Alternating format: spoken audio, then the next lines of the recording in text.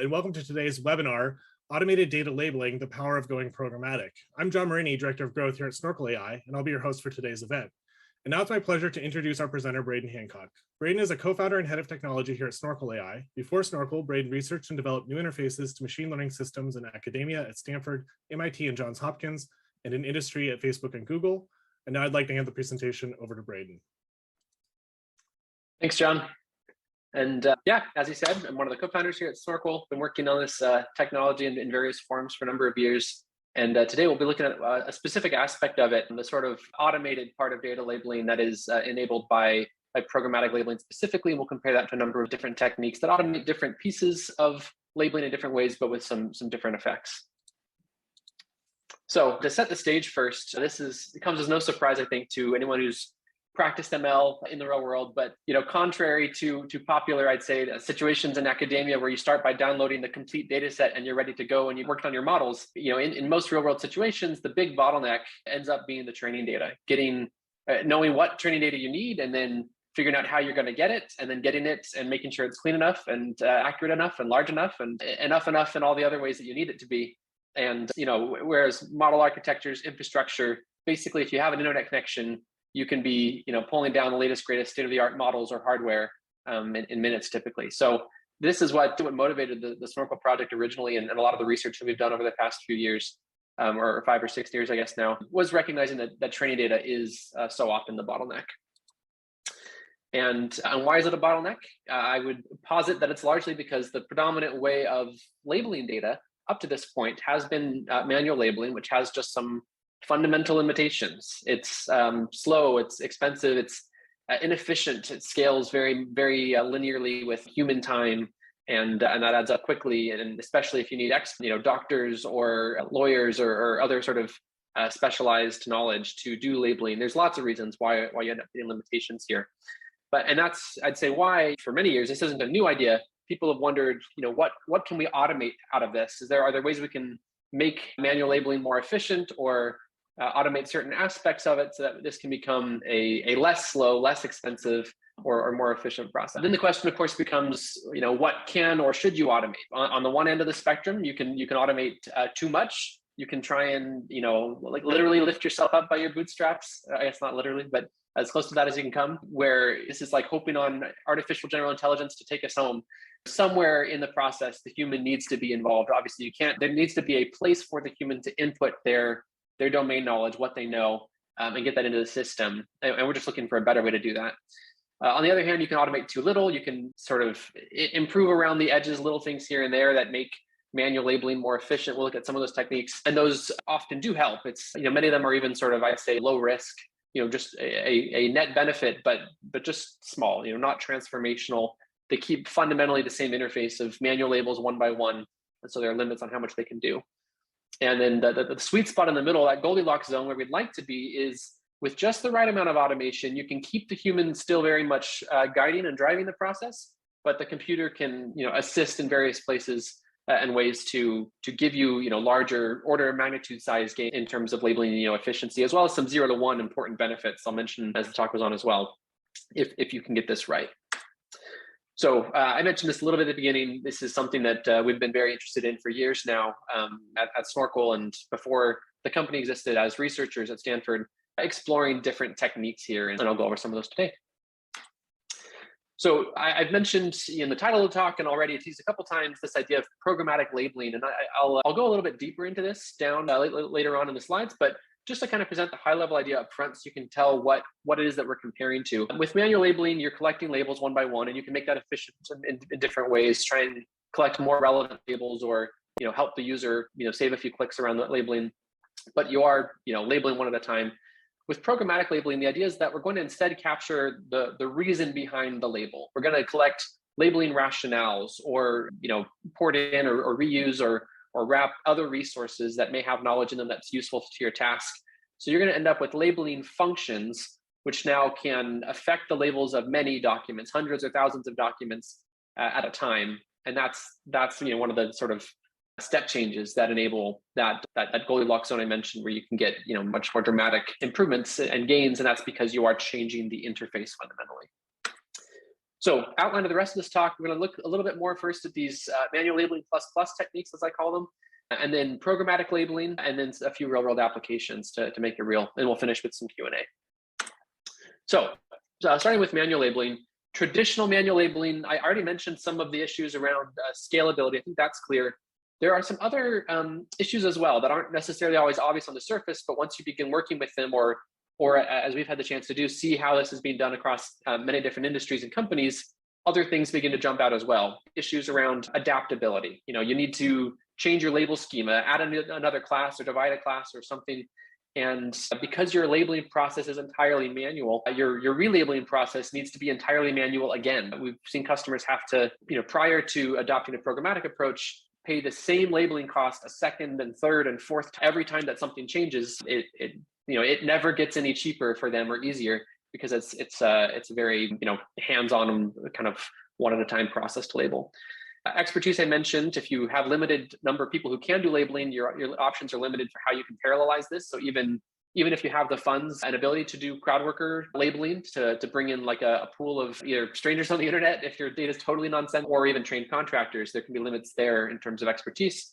Privacy and transparency, I think go hand in hand in terms of having a trustworthy process for creating labels. If you don't know why an annotator is providing a certain label, you don't know what decisions were made in their head, you don't know where biases may or may not be creeping in, and it's hard to recreate that process. In fact, recreate the exact settings in which your labels were initially created. So there's some issues there, and that speaks to this reproducibility bit. So anyway, all sorts of issues that ultimately just come back to the fact that the interface that you're using has some fundamental limitations.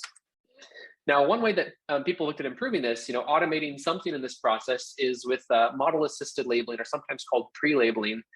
And the idea here is that basically, as you label data points, you can train a model, or ahead of time, have some other model, and have its suggestions be presented to the user to then accept or reject. And so the nice thing here is that on the easier examples, that model's often right, and so you can yes, I accept that suggestion. And in an example like this, where you're adding a categorical label, the gain isn't that large, to be honest. It can be a little more helpful if adding an annotation requires many clicks, like image segmentation or something, where you could maybe suggest diffs on an initial proposal rather than labeling from scratch. But at the end of the day, though, this is still manual labeling, because the human does still need to be involved somewhere, providing their expertise. And so you do still have those issues we saw on the previous page around scalability, adaptability, privacy, transparency, because again, you're working on the same interface ultimately of manual labeling. And then there's some other potential concerns if you are kind of following the field. There was a paper published just even this past year that was looking at basically the effect when you lay out suggestions that can just be accepted or rejected instead of produced. And they found introduction of some new types of bias, basically because it becomes real easy. You get a heavy hand on that accept, and it maybe reduce some of the sort of critical thinking. So something to be aware of. I think there are ways of dealing with this, or mitigating the risk at least, but one of the issues to be aware of. Another very common and very reasonable thing to consider doing is active learning. So with active learning, the idea is basically, instead of labeling in a random order, can I find some more intelligent order? Can I look for data points that will provide more information, or help with refine basically where my model's current decision boundary is? And there are a bunch of different approaches here. This is a well-studied field. There are some good summary papers and literature surveys that have been done, each with sort of in some cases active learning helps more, in some cases it helps less. Sometimes the problem is that if you knew where the decision boundary was already, then you'd have a classifier already. And so it actually becomes pretty tough the further on you get in the problem to intelligently select data points, automatically. But I'd say in most cases, active learning does provide some lift. We'll see that in the next slide. But just to point out, if you're doing manual active learning, again, even if it's in a different order, it's still labels one at a time. And so when it comes to knowing why a label was provided, or reproducing that process, or adapting to new classes and things, again, same rules apply as before. And then just to point out sort of what you can get from this technique at large, every problem's different. Anyone who says otherwise is selling something. But this is an example of a plot that I've seen in a number of different blog posts or marketing materials or whatnot, just speaking to kind of what active learning can give you. But if you take a close look here, I mean, the blue line is clearly higher than the gray line, but we're still talking marginal benefits. And especially as you try and get to maximum, model accuracy further on, they'll start to converge because eventually you've had to label enough data to get the full power out of your model. And so the order that you labeled it in, it maybe helps you rise a little faster at the beginning, but it asymptotes, as time goes on. And even in the very best case scenario, even if you only needed a model that was, middling accuracy somewhere here, we're still looking at a maximum in this case of 35% fewer labels. So again, helpful, marginal, not nothing, but not exactly transformational, I would say.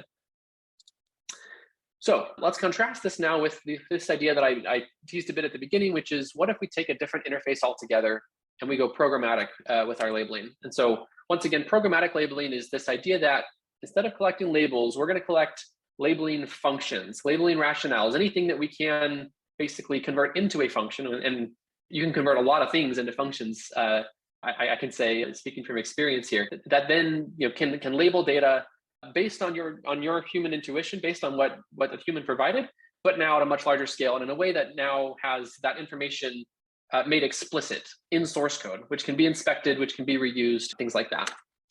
So again, just kind of reflecting on what's happening here. In a manual labeling process, you decide what the label should be. You don't do anything with the reasoning, you just provide the label, and then you kind of hope that your model will back out that information, and kind of rediscover some of your reasons. With programmatic labeling, once you've decided what a label should be, you actually take a moment to encode that, to record that, to capture that. You produce training labels using those functions, and then have that benefit of being able to return to those or inspect them or do different things. And what can a labeling function be? As I mentioned, a whole lot of different things. In this case, these are all simple examples for a sample task of identifying spam emails, for example. So you can look for keywords. That's often the easiest example to give. It's very intuitive. The idea of highlight the words that tipped you off to the label. But that's, I'd say, on the one end of the spectrum of the most simple things you can do. And there are a lot of other options. If you have metadata that you can construct queries over, that's valid. If you have existing resources, whether that's ontologies or dictionaries or lookup tables, you can port those in.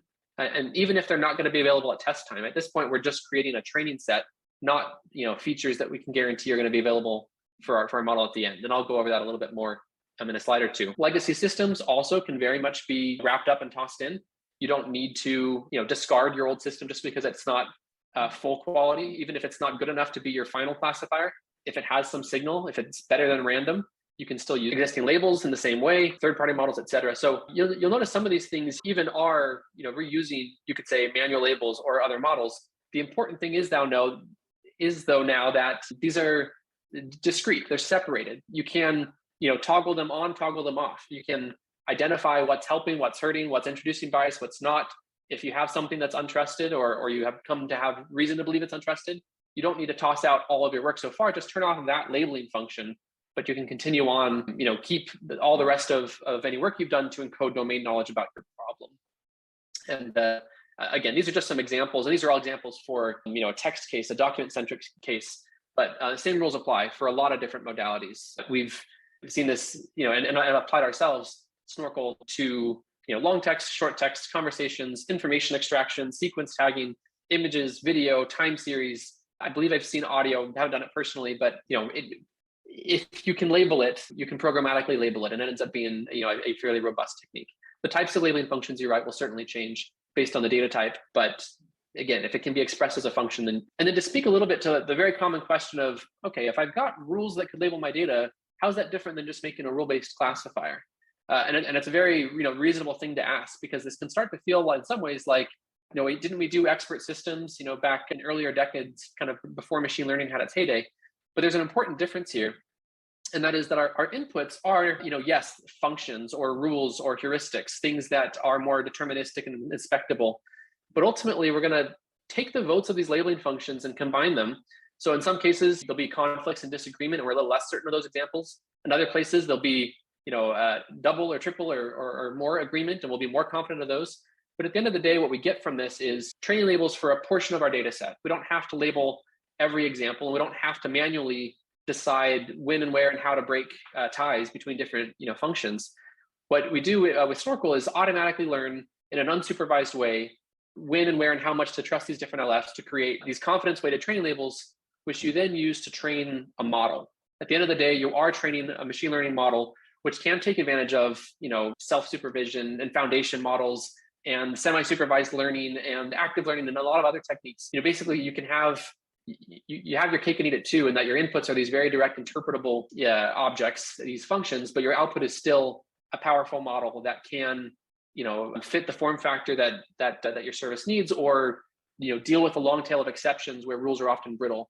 So you'll see a lot of these examples now, we can make very reasonable predictions on them, even if they weren't covered by any particular labeling, because machine learning is pretty good at generalizing beyond just those examples that it saw on the training set. It doesn't just memorize that, and if done right, you'll see some generalization. So now that we've discussed the technique a little bit, just to highlight a couple of properties in a graphic, when it comes to scalability, I think of this at least as how expensive is my nth label. And with manual labeling, again, each additional label costs about the same amount of time. With programmatic labeling, there's a little more upfront work in that you're recording your labeling reasonings. That was typically already in your head by the time that you provided a label. And so actually just capturing that, especially interface and templates like we've got in Snorkel Flow, it ends up being a pretty quick process to encode that. And then running those programs becomes, relatively speaking, compared to manual labeling, orders of magnitude faster, can now happen in seconds or minutes, typically. So, and it's embarrassingly parallel. So you end up being able to label, as much data as you have, as much unlabeled data as you have. That's how large your training set can be. And when you have to redo or relabel or update things, then there's this, you don't have to pay that cost again to create labeling functions. Just tweak whatever's necessary and push re-execute. Skip forward. Speaking to adaptability, that's what we highlight again here, just that these labeling functions become then a reusable asset rather than just kind of a one-time expense that you need to toss out. And so there's some benefits there on the adaptability front. And then governability, speaking to, do you know where your labels came from? Do you know, if or when you discover bias or issues or misalignments between your model's behavior and what you'd like it to do, can you trace that back to specific sources and control that? Or, be able to answer tough questions about why your model's behave in a certain way. And when your labeling process now is captured in source code effectively, becomes easy to inspect, experiment, reproduce, et cetera. And then an important point to make here is you don't need to be exclusive either. It's not necessarily just an either or. Those marginal optimizations often can be dovetailed nicely with programmatic labeling. For example, actually we give the example here, you can use active learning to identify what points to label next, but then rather than just providing a manual label, programmatically label. So you get that data point and many others like it, and now have that reusable asset for labeling it the second time or third time, or however you need to in the future, or new, data that you collect down the road. And then you label programmatically, you have a training set, you can use that to fine tune a foundation model. You don't need to always retrain from scratch. And when you evaluate your model, sure, you're gonna wanna test on, hand labels, something that you've got, where you have had a human look at each and every example so that you've got the highest fidelity sort of assessment of how you're doing.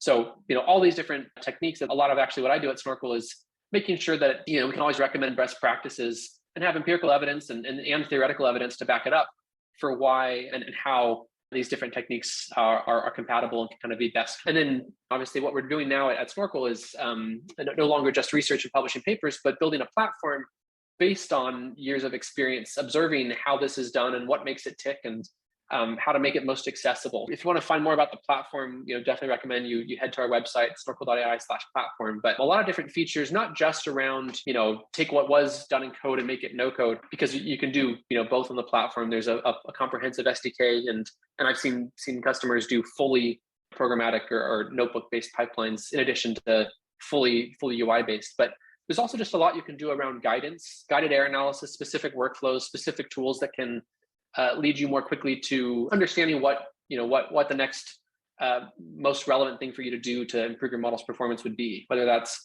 writing new labeling functions or refining existing ones or focusing on your model. And every problem is different, and even at different points in your model development, the answer changes what the right thing is for you to do. And so a lot of that experience from just years of doing this is what we've tried to bake into the platform, so that this becomes, very efficient and guided, but still, providing low-level control as well. It is, at the end of the day, a development platform. So, make sure there's a lot of custom available options. And then real-world applications. Yeah, I'm just checking the time. I think we've got time to go through. Just to kind of speak to what some of our customers or other collaborators have seen. This is an example from an insurance company, large, Fortune 500 insurance, and they had this use case where they were needing to build a classifier and extract terms from documents or websites, and they had different sources of labels. Internally, it was too slow and expensive. Externally, quality was too low. They'd done some previous projects like this and estimated that for an upcoming one, it was going to take them many person months of SME time to label their data set by hand as they've done in the past. And so we worked with them to convert their labeling process into a programmatic one. And they ended up seeing, no surprise to us, some pretty positive results. They were able to achieve the same high quality that they had in the past with manual labels, but now in a much more scalable way. They had a certain bar quality they wanted to achieve, and they systematically iterated on their data set in the platform until they met that bar. They had unlabeled data they were able to use the training set, and so their training set size now is much larger than they could have labeled otherwise. And then by their estimates, it was multiples faster, and this a significant cost reduction over if they'd taken the alternative approach they'd been considering, which was kind of optimized manual labeling essentially. We also worked with Genentech. We've got a case study with them on our website that goes into a little more detail. I don't think we've been able to publish anything just yet, but could speak at least at this level of detail. And then I think a two-pager we've got on the website. But similarly, they had expertise required labeling and a very expensive in terms of person months of labeling requirement to get there with manual labeling. And so they migrated to a programmatic approach. I've been using Snorkel Flow now for a number of months, and labeled millions of data points via their different training sets. And each version now can be quite large because there's no limitation on their own time for labeling more data. And then again, achieve high quality. And then for them, one of the nice things was we even saw live as we were working with them in one of their initial tasks that when they needed to make a change, it was very straightforward. They didn't need to sort of consider the pain of starting over in the same way like they would have had to in the past. And then last, and this is a use case that we can do have even more published details on. This was working with Google a few years back, where they had a couple of different content classifiers they were working on, and wrote a variety of different labeling functions. They had some nice one. They weren't just using keywords. They have a lot of different models, resources, labels. None of them individually was good enough, but by using Snorkel, they were able to basically make it a melting pot where they dump in anything and everything that had some signal. And then now, this classifier that's deployed is something they can review on a weekly basis. Take a look, see if there's any new error modes, tweak a labeling function or add a new one if they need to kind of some new use case, and then push that relabel button and redeploy a model. So even at Google scale, and even with kind of Google budget for labeling, they saw some significant advantages in terms of just time to market or time to make up to their model. So to summarize, and then we'll take some questions. I see there have been some coming in, so I'm looking forward to addressing those. But what does going programmatic give you? It gives you ultimately a different and new and fundamentally more scalable interface to interacting with your machine learning models. Training labels, training data sets is the language for conveying knowledge to our models, and you can keep that. But the way that you create those labels can be done in a way that is more auditable, adaptable. And because you can now iterate on it much more rapidly, we tend to see even improved accuracy, just because rather than trying to do it all perfectly on one go, you can do many rounds of refining your training set as you go.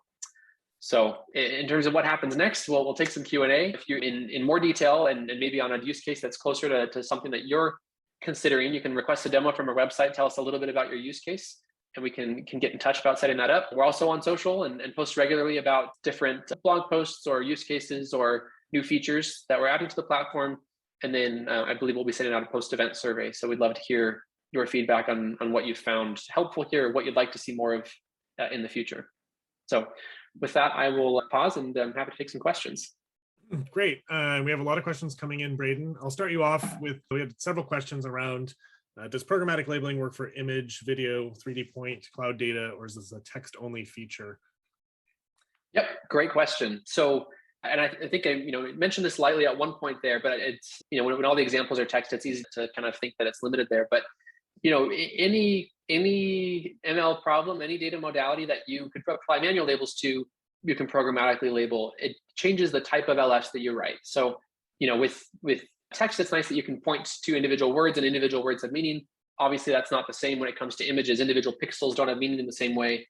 And so you end up working with different types of features. If you have other models, other metadata, that's certainly on the table.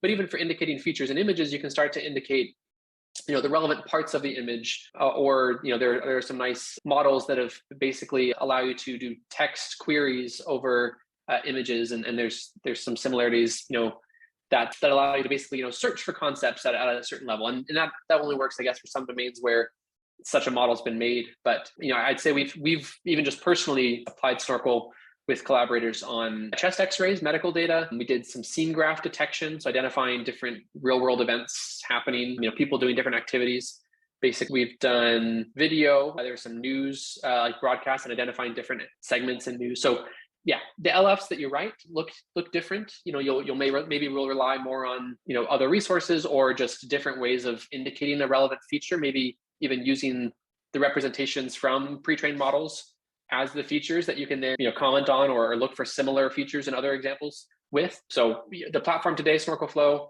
has focused primarily on text and numeric cases, but images is something that we have in development, and we'll be looking forward to showing more in the future. Great. We have a question in the Q&A. Can you work with companies that do not want to send their data outside of their platform for privacy reasons?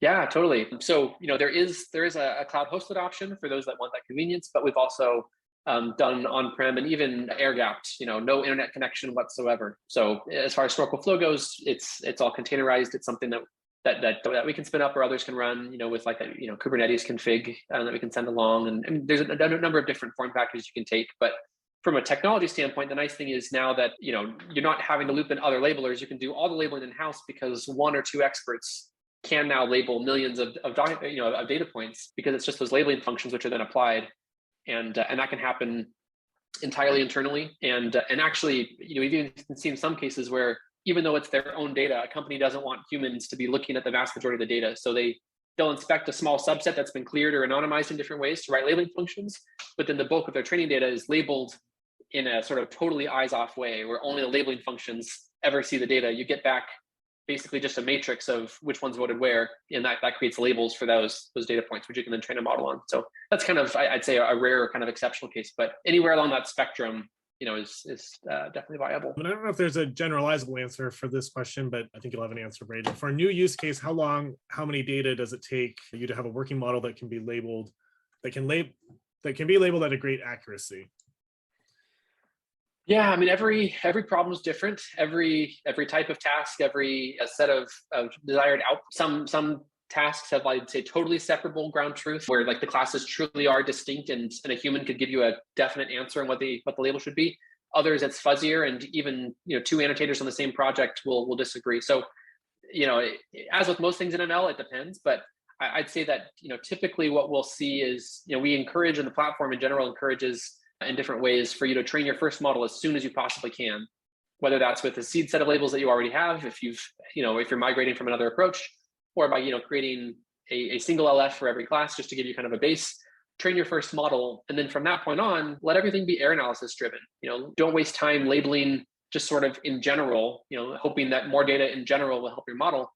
Actually focus on what are the current error modes that my model has, and can I now systematically address that with a scalable input like labeling function that can provide a whole bunch of signal all at once, rather than just kind of drops in the bucket as you label a whole bunch more by hand. So I don't know if that answers all of your questions. Feel free to follow up with us too after or in the post-event survey if you'd like to talk about it more, but hopefully that's helpful. Great. And we have a question. I'm wondering if we use models to identify what needs to be labeled. Okay, let's see. If we use models to identify what needs to be labeled or labeled data that would carry the biases from model, how to mitigate that? Yeah, good question. And I'd say that, right now, having sort of full explainability of model outputs or preventing bias from ever getting into a model at all is very much an open research question. There's a lot of great work happening right now on that, different workshops and conferences that we attend as well and are trying to keep our a pulse on. But I'd say that, frankly, just the state of the world today is, I don't think there are any good answers or comprehensive answers for preventing bias from getting into models. Anytime that you allow them to learn not just from direct knowledge, but also correlations in the data, there's that risk. The nice thing with programmatic labeling is, when those biases or error modes inevitably do arise, you now have a way of systematically addressing those. That you can, if you do detect, some sort of bias, a discrimination of some sort on some axis, for example, you can go back and identify which labeling functions either explicitly rely on, biased features, or even just empirically measure, if I make a training set without this versus with this, who and what is contributing most to that behavior. And that's something that you can then, contain, update, modify, or address in different ways. So from a model risk management standpoint, which I know is on the minds of a lot of our financial customers, other agencies that are in highly regulated industries, that sort of transparency right now is the best tool that they have for the job. Great. You got some props on that answer, Braden. We have a handful of additional questions, Braden, if you want to pop up in the Q&A pane, maybe Yeah. a couple will speak to you there. Sure. Let's see. Does the software report the consistency of the programmatic labels? Yeah. So we very much think of this as a development platform, and having been practitioners ourselves for many years, we made sure that anything that we would want to see as a as an ML expert, we want to make sure is exposed for users as well. So you end up with a lot of different detailed analyses that can show you not just how's my model doing, but also what is the quality of my training set. What are the distributions of labels that I'm getting? Can I look at the distribution of confidence in my different labels, or how well calibrated my model or training labels are? There's a lot of views that you can have, and you don't necessarily even need to train just models in our platform. We do integrate a bunch of common libraries, but we've seen folks as well use Snorkel to develop their training sets, export those to train a model in some other environment, and then just upload those predictions so that they can continue to use the error analysis loop. But there's a lot of different ways of getting in and out, pushing in custom assets or pulling out raw data to do your own analyses if there's not something built in already. Yeah, and let's see. Are there tools to manage training data and hyperparameters for deep/machine learning? In other words, are there tools to associate training data to the creation of a specific model? Yeah, version control is huge. I think, for, again, not to say academia too much, having recently come from there, but I feel like with papers, you have a relatively small number of data sets. You're doing one proof of concept. You get your results. You push your table. You share your code, and then you're done. Whereas in a lot of real world use cases, models have a life cycle. They need to be maintained, sustained, revisited, reviewed. And so version control becomes increasingly important. And you often have not just a model or a single application, but fleets of models, or dozens of applications, or hundreds in some cases, that you're trying to monitor. That's definitely something we've prioritized having some transparency around on the platform, especially now that you have more ability to do that than ever, in a way, that every ground truth label that you collect in the platform or upload externally, every programmatic label that you create, the resulting training sets, the resulting models and their predictions, all of that, you're getting UIDs assigned to every individual artifact along the way. And so at any point you can see, what's my highest performing model? What training set did that come from? Which LFs produced that? What were the weights that were learned for those LFs? And so then you can kind of inspect and answer your own questions, or address any other concerns. Does export of data labels include where the text label begin and end? Yeah, so for like extraction tasks, or ones that are focused more on spans rather than just classifying full documents, the format of your labels or your annotations changes. As you point out here, you'll want to know kind of the starts and ends. There's different ways to answer this. I'd say the labels, the way that we'll store the labels is, as you say here, basically car start, car end. We try not assume anything about how you're tokenizing or require any specific way of chunking up, a document. There are different ways that you can tackle extraction tasks in the platform. One way is to kind of pre-identify valid extractions, whether that's tokens or a subset of tokens, or you can give a regular expression. Like if you're looking for a certain type of date, you can basically say all my dates are candidates, and then work from there to basically teach the model what types of dates are the right ones. And other tasks are more open-ended. You're pulling out phrases, and the bounds are a little fuzzier. And so your labeling functions can specify beginnings and ends, and those can overlap and whatnot. So I don't know, we would probably need more slides and more time to discuss this in detail, but I'd say I'd answer that yes, your labels can be span based rather than whole document based, and you can get confidence around those individual labels, including I believe having overlapping spans, and then you can kind of only allow one result to be kind of a final prediction from your model out of those potentially overlapping candidates. So probably a bit nuanced in the weeds there, but happy to follow up if there's more to discuss there. What is the intuition for how the model learns when the labels are incorrect? Yeah, and that's a good question, especially because we say this, it's easy to imagine how if you had a bunch of ground truth already, then you could just kind of empirically measure accuracies on that ground truth and use those. But of course, that's sort of like a chicken and egg problem. You're programmatically labeling data because you don't already have a whole bunch of ground truth. And so, in our very first papers on this topic, where we first introduced this technique at the time, termed it data programming, still do sometimes, but you can find that paper, via our website or elsewhere. But basically, from the very beginning, we wanted to make sure that this was an unsupervised approach, that we did not require ground truth in order to create, new labels. So the intuition there, I'd say, is basically, you can imagine if we're just doing majority vote, all LFs are equally accurate. That's kind of like the simplest end of the spectrum. If in general your different voters, your different labeling functions are better than random, then the more often that you disagree with other voters, the more likely it is that you're wrong and not them, right? So, at a sort of at the most simple level, that's the way you can think about it. Is in general, your labeling functions are better than random, and so in general, more conflict, more disagreement hurts your likelihood of being correct, and more agreement with others kind of supports the fact that you're maybe a more reliable specimen or contributor. But you can do more nuanced things than that as well, and we do. You can learn dependencies where different labeling functions are dependent on very much the same signal, and so you don't want to kind of double count or triple count that signal. You can learn areas of expertise, so specific subsets of your data where different LFs are more trustworthy than others. There's a lot of different options in this label model space. That's what we call the model that does this combination. But that maybe gives you some intuition. Ultimately, you're looking at agreements, disagreements, and then some amount of sort of segmentation of the space to identify areas of expertise and things like that. I think we have a related question in the chat. Can the inputs be characterized and graded for effective contribution to a quality model? I identify the most significant data inputs contributing to a high quality model. Yeah, totally. It's one of the nice things with this full provenance information, right? From a model, you can, yes, see what training sets and what LFs contributed to that. You can observe, what were the learned accuracies of these different labeling functions, just, from the label model. You can also do even more direct analyses and see, looking at where my model is making correct or incorrect predictions, how does that compare to different labeling functions? And you can see, which ones are contributing the most labels or the most accurate labels. And that's often informative, or just like a nice sanity check to perform for yourself to kind of observe what are some of the features that are have been most helpful, or resources that have been most helpful for contributing to model quality, and that can inform where you decide to invest future effort or investments. Great. Let's grab one more out of the Q&A, Braden. And for anyone, if you didn't get your question answered live, we will definitely follow up with you with an answer after today's event. Additionally, you can always email us info@snorkel.ai at the bottom if you have questions that strike you after the webinar. We'll always be happy to respond. So one more out of Q&A, Braden, and then we're going to wrap up.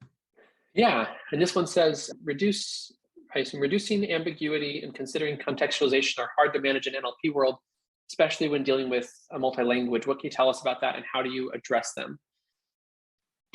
That's a big question with a lot of pieces. One thing that I'd say is very much related to this question is the fact that noise in general, right? The contextualization, the context of where labeling functions apply definitely matters, and a simple rule of thumb, a simple heuristic you can come up with isn't necessarily going to have all the nuance of a human looking at that example. And so, what gives and where does that trade-off get addressed? The nice thing with labeling functions is they don't need to label all examples, so they don't need to be an expert everywhere. They just need to be, again, sort of better than random on at least some subset of your data. And then you're going to be layering these. You're going to be, contributing a bunch of, for the most part, independent or independent enough different views, such that sort of like we've seen with ensembles or the wisdom of crowds, you can get sort of surprisingly, amazingly, results, amazingly high quality labels at the end of the day, by combining multiple noisy sources. So they don't need to be perfect, which is nice. And then different guidance that we can provide, different error analyses that we propose and suggest and surface in the platform can help to identify areas where an LF is underperforming or has high disagreement with another. And then you can take a look at those subsets of the data and often either indicate which one's more trustworthy in this case, or add new labeling functions that kind of deal with specific conflicting areas like that. So the important thing is a lot of these kinds of differences can be naturally just automatically resolved and learned through, because machine learning is great and is pretty robust when it comes to generalization. But for any times that it doesn't, you can then again systematically identify and then address these in a scalable way with either refining labeling functions or adding new ones, or we've got different tools for basically attaching error analysis tags and identifying specific causes of errors, and then you can kind of assess where you'll get the biggest bang for your buck, in terms of what to address next. So there's a lot in that question, but when it comes to dealing with noise and ambiguity in general, I'd say here machine learning is our friend, as well as just the fact that the ability to contribute many different sources of signal ends up helping you be robust to a lot of natural ambiguity that would otherwise arise. Great. Well, thanks, Braden. And thank you everyone for asking questions. Before we end today, just a quick reminder that there will be a survey at the end of today's event presented to you from Zoom. So please take a few moments to provide your candid feedback on today's event. We really look forward to seeing you all at a future webinar or event, and have a great rest of your day. Thanks all.